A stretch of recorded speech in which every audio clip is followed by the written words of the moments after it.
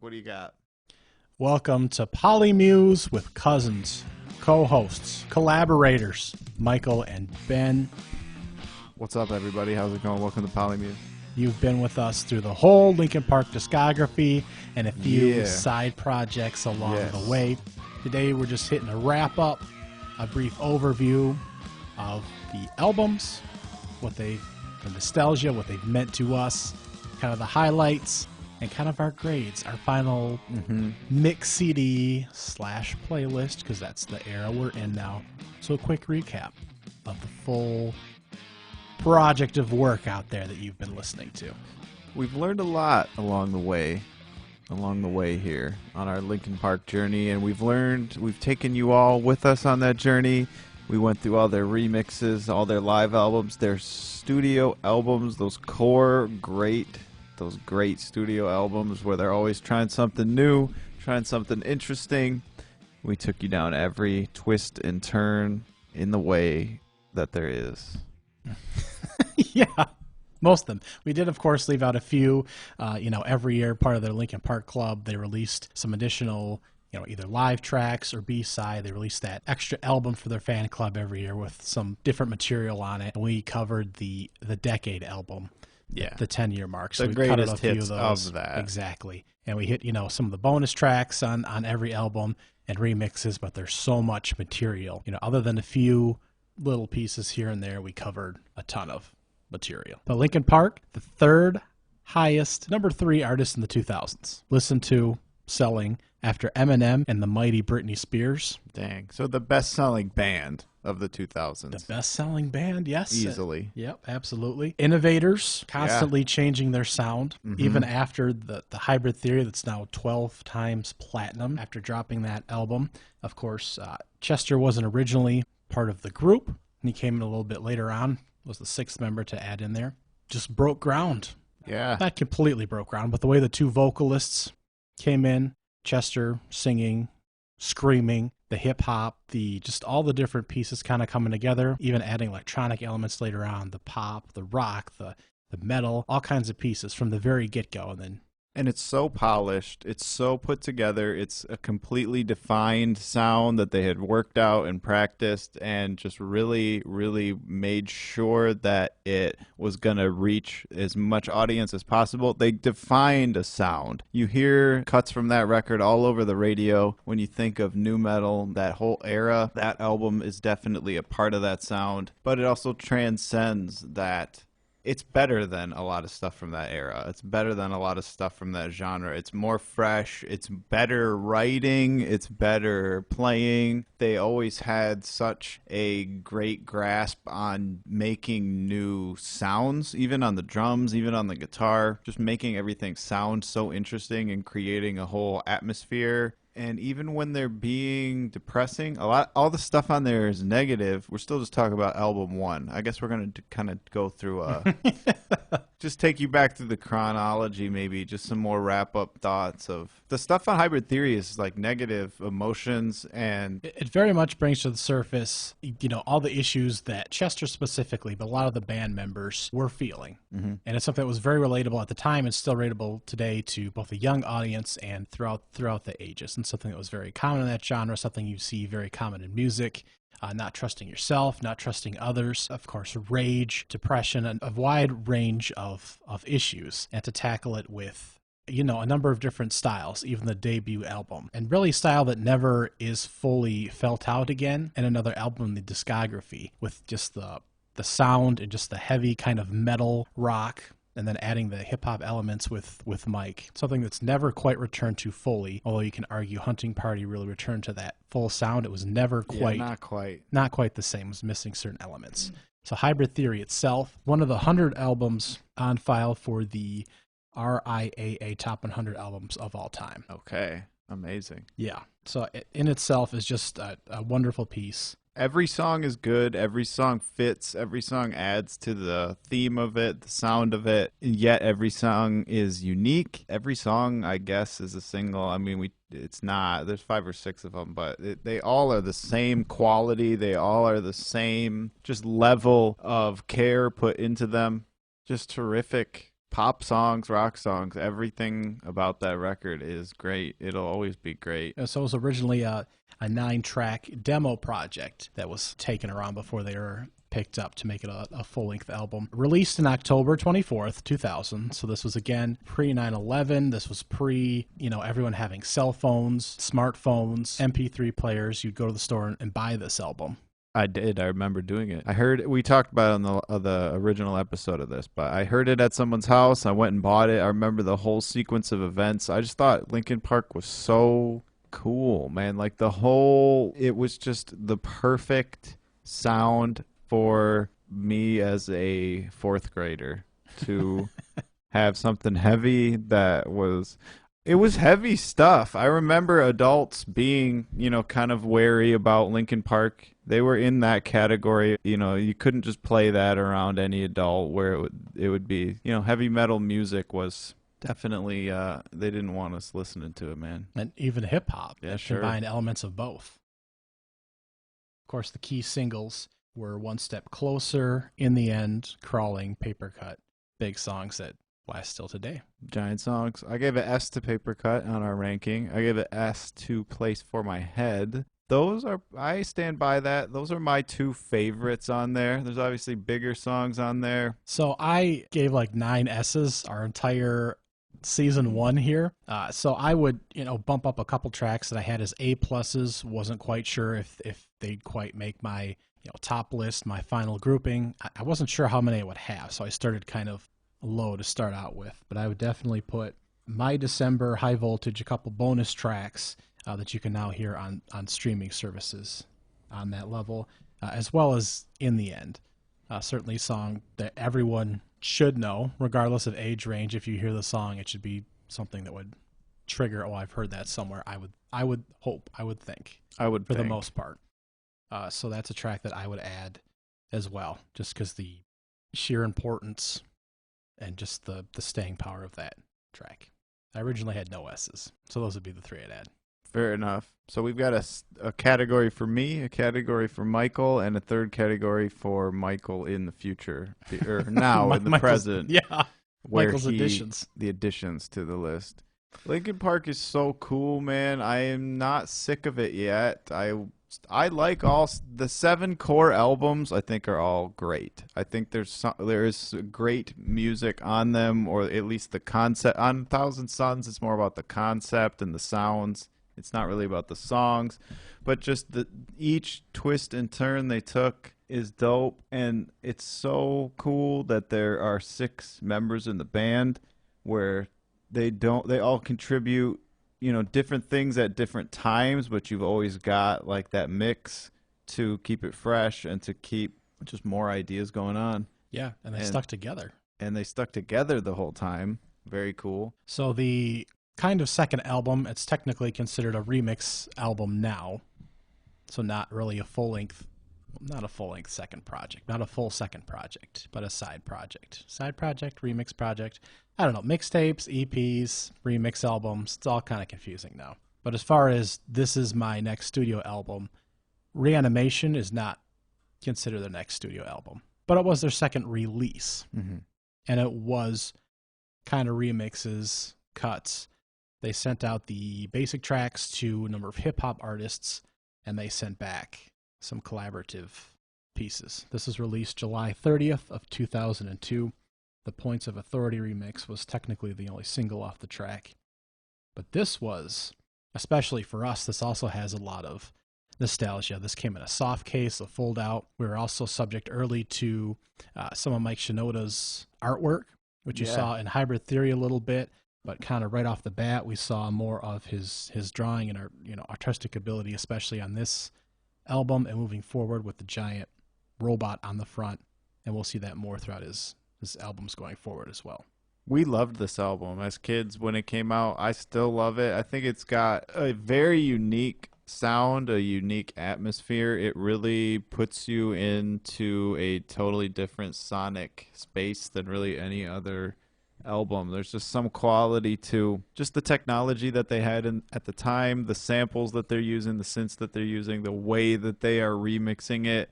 the fact that every track is done by a different producer, but it all comes off sounding like super cohesive, and they all are really just nailing the same vibe, and the way that the songs lead into each other. It's just a great album. I think it's my favorite Linkin Park album, period.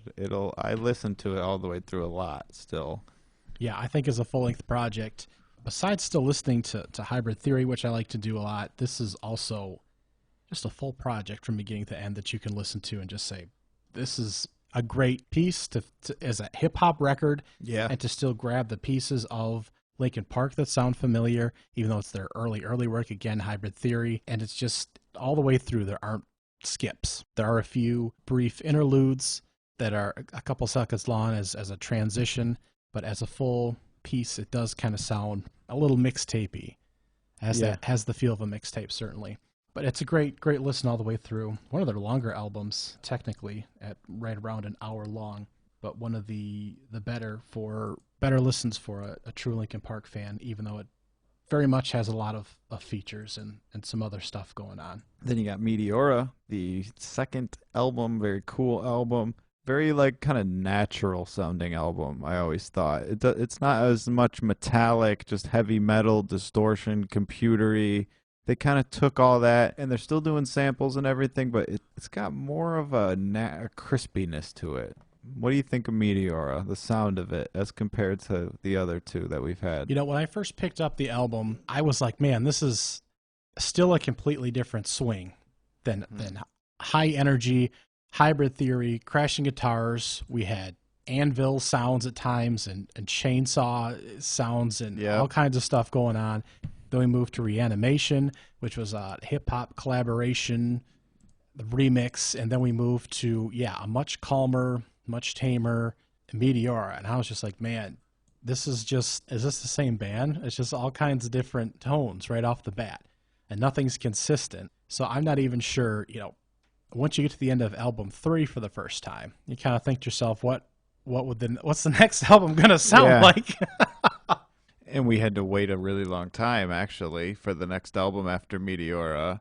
But in between, what do we got after Meteora? So we got Live in Texas, which we thought was cool. Kind of their early days of a live album. We did an episode on that. We did Collision Course, the legendary remix album with Jay-Z, the 7th member of Linkin Park, Jay-Z. Terrific. Yeah. Just the whole thing. We explained it, how it was like an MTV project, and then Jay-Z and Linkin Park were super into it, and it became more of a natural collaboration instead of just a cash-in for MTV, and how it was just a super organic, just kept going on the spot. Like, they didn't push it to try and do a full album or anything. It was like exactly how much they wanted to do, exactly how much fun they wanted to have. You get 6 tracks and a show they did together. We watched the DVD, and it's just this is like gonna be a footnote, like the Collision Course remix album. You gotta mention it if you're talking about the history of remix albums, the history of hip hop, the history of metal rock in the 2000s. This is a big deal. I think it's kind of underrated. People sleep on Collision Course. It's like a key. It's a cornerstone to a lot of different stuff that was going on at the time. And I do think that Collision Course will be looked at in history continuing on. And the music is great. Yeah, so Collision Course only, 6 tracks? 6 tracks. But it's meaningful because really around this point, obviously collaborating with Jay-Z kind of opened it up to a new pocket, a new demographic, just a new audience here. And really around this time, Linkin Park started to open up more to behind-the-scenes material they released, whether it's DVDs or material online, just behind-the-scenes process. Mm-hmm. And they did this, lots of live touring DVDs as well. So you always knew what was going on as far as creating albums and touring, and you had a full picture of Linkin Park, transparency with what was going on at all times, and they were always keeping fans involved. They had their fan club going on as well with different material. So it wasn't just you got an album every once in a while. You got an album. You always had side releases, side remixes coming out. You had behind the scenes stuff. You had live performances, live tracks coming out. big collaborations. And that is like expected these days, where you've got just a constant flood of content from artists coming out as YouTube videos and Instagram, like clips and songs and beats and posts. And Linkin Park was way ahead of the curve, where they were just constantly hitting you with different cuts and different ways to get the music to the fans. They innovated in a lot of ways. Yeah, they did, and they continued to in a number of different ways. So Meteora was actually, so their singles were Somewhere I Belong, Faint, Numb, From the Inside, and Breaking the Habit. Faint and Numb were both used in the collaboration with Jay-Z, and it did go 7 times platinum. And part of the goal in that project was to try and make a full album that had no skips in it. You could listen to it from beginning to end and not skip any tracks. So that, and you can't. I mean, it's short, it's concise, it's crispy, it's crunchy, it's just a bite-sized, snack size, just all hits right where you need it to hit in your ears, and there's no reason to skip. It's over so quick, and it's all delicious. I know I did have Faint, Breaking the Habit. Meteora, I got Faint, and Nobody's Listening, the crazy one with the flute sound. I did not do any from Collision Course. From Collision Course, I do have... Well, I didn't have any originally, again, but to promote to my mixtape is an A+ song that I had. The Dirt Off Your Shoulders, Lying From You mix. A mix that still stands time. And the full Collision Course, as you noted, is just a great little 6-track project. Of course, the MTV collaboration. But again, I think samples from are still used today, here and there in different sports programming. Mm-hmm. And it was used throughout live performances Linkin Park did throughout their whole touring career up through 2017. So that was, as were Reanimation pieces as well. So if they like different, little pieces they did along the way, they'd incorporate that going on and moving forward. That was a big thing. Jay-Z, Linkin Park, that was a big deal back in 2004. So then there was a long wait, really. Not really, but I kind of fell off of Linkin Park. I pick them back up later, don't worry. I never really listened to Minutes to Midnight growing up. That one, it just took too long to get released from the other albums, but going back in my 20s listening to it, I really liked Minutes to Midnight. You got Rick Rubin collaborating with them, the legendary Rick Rubin. They're basically just trying to impress Rick with their songwriting on every different song. We saw the behind-the-scenes DVD on that where... A lot of respect for Rick, yes. Of course. Half of it is power ballads, and half of it is new ways of being heavy that are not necessarily new metal, the style that they kind of narrowed in on and nailed and perfected and polished. They have rap in here, they have metal, but it's different configurations. And this is definitely where they go full on into kind of the stadium rock idea, where they want every song to just have such a powerful idea and message and chorus where you can just sing along with it and wrap up a whole thousands and thousands of people into the whole message and get them to sing along with you. And a performative aspect, a character aspect, you got to be telling them a story, you got to be leading them on a journey and giving just an idea that they can grab onto with a perfectly crafted melody. It's about how you write the notes. It's all about how you write the notes, and the way that they start writing melodies and stuff on Minutes to Midnight it's a step up from what they have been kind of doing in the past as far as their writing game. Yeah, it was a big epic return because this came out in 2007. Meteora, their last full-length project, had come out in 2007, so it's quite a layoff, as you'd mentioned there. And yeah, another big change in style, adding Rick Rubin to the process. Album art covers the six guys in silhouette form, kind of standing on a shoreline, kind of we're back here. And the first single release was What I've Done, followed by Bleed It Out, Shadow of the Day, Given Up, and Leave Out All the Rest. And which ones did you pick for your thing? My thing.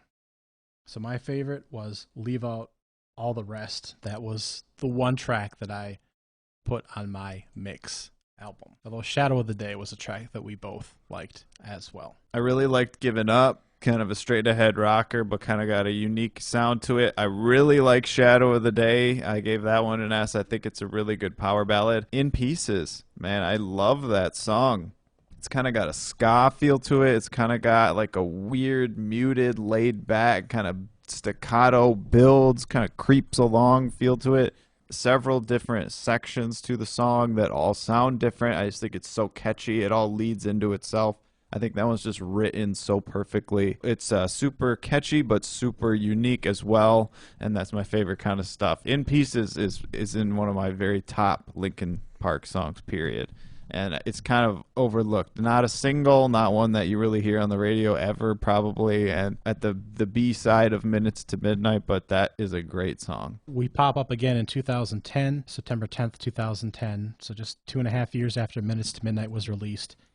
The second time Rick Rubin worked on an album, 1,000 Suns came out. And now this is their serious concept rock opera. Do something that's like a concept album type of thing. The nuclear, end of the world. End of the world. Kind of dark tones. And then we come together at the end with some uplifting tracks. But very much a different tone. Not very much music on there. No, not at all. We overall were not the biggest fans, but there just wasn't a ton of stuff that you'd queue up and play again. It pulled me back in as a teenager or as a early 20s or however old I was at this point. This album got me excited about Linkin Park again after not really caring about Minutes to Midnight. I picked it up on CD. It was kind of at that point where it felt a little silly to be spending money on a CD. Yes. It was already at that point. And it was so soon to when, that was the only choice and I still bought CDs. I enjoyed having the thing to hold on to. And for a long time still, for a long time still, it wasn't super easy to find the stuff you wanted. But yeah, I do remember buying it, and I do remember thinking, like, this is going to be one of the last times I ever do that. Like, this is getting silly where I can just get it basically for free somehow, somewhere online. And now it's all streaming, so you just pay your $10 a month and you have every record ever made. Interludes and stuff are not that great. There's just so many. It's like 20 tracks. It's like so many tracks, and so many of them Yes. are interludes. Yeah, they are. Pulls the project together if you're listening to it all the way through, but it's just not as exciting a listen that way. If you're sitting down to listen to the full project, it's an okay listen, much like critics and fans kind of rated it. It's not the most exciting piece of theirs. Certainly not our favorite. We liked Living Things a lot better. That came out pretty quickly after 1,000 Suns as well. Oh, did we do the singles on 1,000 Suns? The singles for 1,000 Suns were The Catalyst, Waiting for the End, Burning in the Skies, and Iridescent. There we go. I really like Waiting for the End. I remember at the time thinking it was super unique to hear that kind of stuff on the radio. It didn't sound like anything else on the radio. It still doesn't. It just still is a really fresh, unique, kind of great song. It's the only great song on there, but I really like that song still. It's still fresh, still unique. Still, it's just its own sound, its own universe. Any more about 1,000 Suns? I don't have anything. I didn't listen to 1,000 Suns when it first came out, and I wouldn't listen to it a whole lot now. We liked Living Things quite a bit more. Came out pretty quickly after 1,000 Suns. I remember at the time thinking it was very quickly after 1,000 Suns that it came out. But that was exciting that they had that many more new ideas ready to go and that they were ready to just release the next thing. Living Things is cool. It's a lot of kind of dubstep influenced music where they're trying to take their rock and rap and pop to the next level to compete with like electronic music and a lot of other really intense stuff that was going on at the time. Some of it is really, really derivative of that and just copying it and just being like, here's Chester on a dubstep song. Some of it, I like the stuff on it though that's really, really experimental and weird, where they kind of do their own thing, where they're basically inventing new genres that never existed before and never really existed after. Yeah, this is a little bit more certainly electronic and certainly away from the metal at this point. Yeah. Any kind of metal for Linkin Park. It's pretty much done. But it did drop June 26th of 2012, the third and final album that Rick Rubin helped collaborate with the fellas on. Burn It Down, Lost in the Echo, Powerless, and Castle of Glass were the highlights on this album. All tracks that I really enjoyed.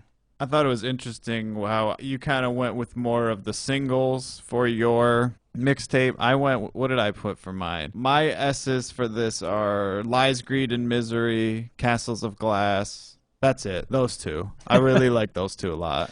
Burn It Down and Lost in the Echo were my two that would make my final list for this. I did like Powerless quite a bit. That'd be a song that would fringe be on my list. I should note, although I didn't enjoy 1,000 Suns that much, there are a couple songs that weren't singles that I would bump to my playlist as well, my mix CD.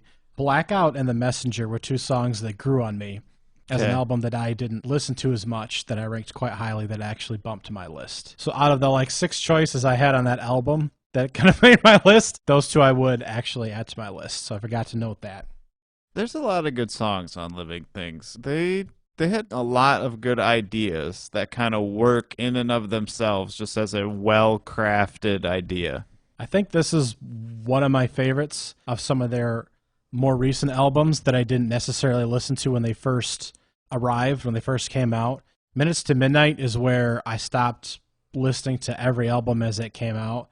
So revisiting this was a big surprise, I guess I would say. I really enjoyed listening to this album. Road to Revolution, the second live album.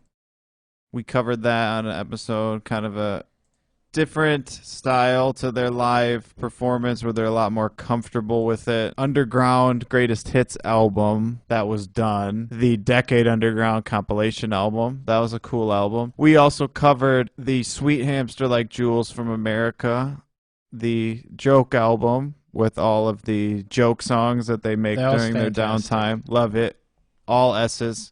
We covered Dead by Sunrise, the Out of Ashes album by them, the side project by Chester. Kind of a lot of 90s music and alternative rock, grunge type influences on that. A lot of songs we did not like, and a lot of songs that were pretty okay. We covered several Fort Minor projects, the Mike Shinoda side project. The most notable of which was The Rising Tide, which was a big album when it was released. And we still hear Remember the Name on sports broadcasts and all over the place. Always. For Hunting Party, we dumped out of Rick Rubin and we went back to just rock music. Yep. And it's very purposeful. Linkin Park very much wanted to get away from the sound that they'd been on their previous albums and very much kind of wanted to bring rock back. They didn't like the sounds that they were hearing in 2014, really even today probably. They wanted to rock again. But Hunting Party was dropped June 13th, 2014. The singles were Guilty All the Same, Until It's Gone, Wastelands, Rebellion, and Final Masquerade. And it's cool. I'm glad they did it. It's very kind of reactionary to what was going on at the time, where definitely at the time and still you don't hear a lot of really dangerous hard rock and metallic music on the radio at all. This stuff on here, we gave a lot of C's on this album, a lot of C's.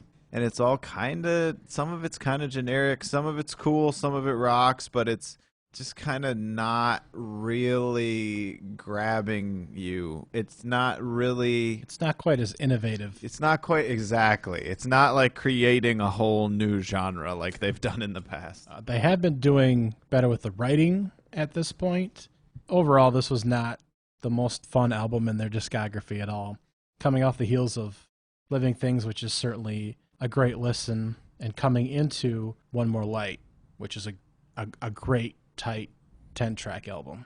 One More Light is the opposite of the Hunting Party, where instead of trying to rebel against the tide of pop music taking over the radio and try to put rock back, they do the complete opposite, and they kind of just allow themselves to be influenced by new sounds, the new wave of pop music. After dubstep, it's after the snappy, trappy music has taken over all of the radio. And it's just them basically allowing themselves to kind of play that style of music and see what that sounds like with their influence. So it's the exact opposite of Hunting Party, where instead of trying to rebel against the trends, they basically just go with the trends, but they are still, it's not like they're trying to go for the trends. It's like they are just, that's where they're at in their career. Now they're being influenced by what's happening around them. Influence, possibly doing some of the influencing as well. This was released May 19th, 2017, so almost exactly 3 years after the Hunting Party. This was the first time that they had written first and then came in and kind of put the tracks together. So a change in process here. Of course, the last Linkin Park album, we lost Chester unfortunately 2 months after the album's release. The singles were Heavy, Talking to Myself, One More Light. Of course, this whole album has a new perspective with the loss of Chester, but just very emotional, a lot of strong tracks that weigh very heavy, and I would argue that you can feel that the instrumentation reflects strongly on the lyrics since those came first. Yeah, we liked a lot of the stuff. Some of the stuff we didn't like. I like some of the stuff at the end where it's kind of just emotional, raw songs. The title track and Sharp Edges are really raw and really good, and it comes from that, where you can tell that they wrote the lyrics and the ideas beforehand and then wrote the music and the production afterwards. Because they're so used to doing it the other way, where Linkin Park has always been a track band. They start with like a drum machine, a loop, something. They're always building track, and it's not necessarily about the song. It's about the track. So it makes a lot of sense on stuff like One More Light and Sharp Edges. You can definitely tell on there where that's about the song. It's not about the track, finally. So we did have... So the only track that we had off of the previous album, Hunting Party, we both had Final Masquerade, the acoustic version, which was a bonus track. The Final Masquerade original is not our favorite variation of that song. The acoustic version we both loved. It would be in our final mix. You also had Mark the Grave on your list as well. And for One More Light, what do you have making your final mix? One More Light and Sharp Edges. Those are the ones I gave an S to. And I have One More Light on mine as well. It's a beautiful song. We talked about it a lot, but it's a really just terrific performance, terrific lyrics, the way it sounds, the way it comes across. It's a true showing of his emotions and just kind of brought to life. His emotions, his feelings, his mind, and of course the tour that was performed overseas before his passing and in between the album release. The videos that you can find online still just showed a very raw, emotional live performance of this track as well that really connects with fans and the listener. It's just a very powerful, emotional song.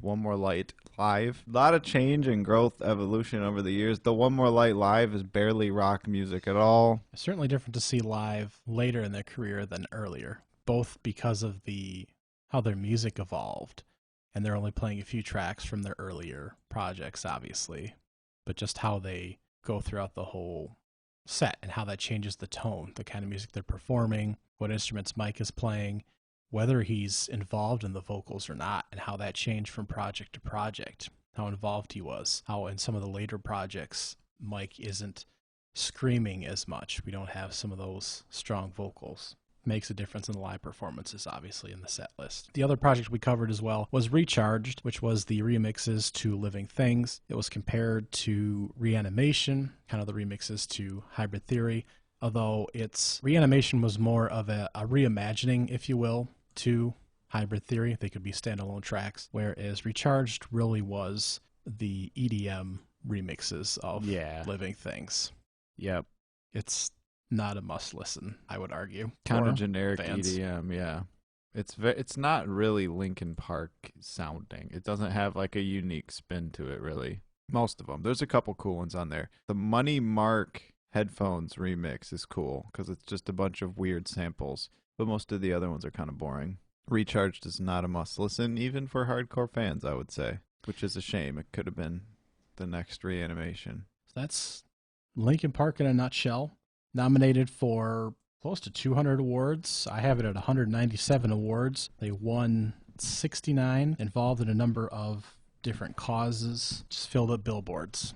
Had a Facebook game for a while, started pre, as we stated, MP3 players, pre when digital downloads were popular, and then grew into that. It's just kind of funny that that was 2000 to now, even in the past 20 years. So they grew both with the growing of how music was distributed and how music was listened to, and opened up a whole number of genres and inspiration for a number of artists today. It's just amazing how they've grown.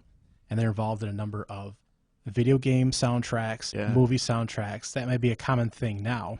And it's a big thing to even have, when sports video games come out, it's a big thing to see how the list was curated and see what tracks made the list. That was not a big deal even 10 years ago when they were making, FIFA or Transformers. The Transformers stuff, yeah. That probably put Linkin Park to new audiences. Every time a new Transformers movie came out, new kids were listening to Linkin Park. Yeah, so besides just the change in sound and always giving behind-the-scenes clips and all the live material and the active fan club being involved in distributing for the games, movies, collaborations with Jay-Z and the hip-hop community and some of the big side projects like Fort Minor, just a different group staying together, two vocalists.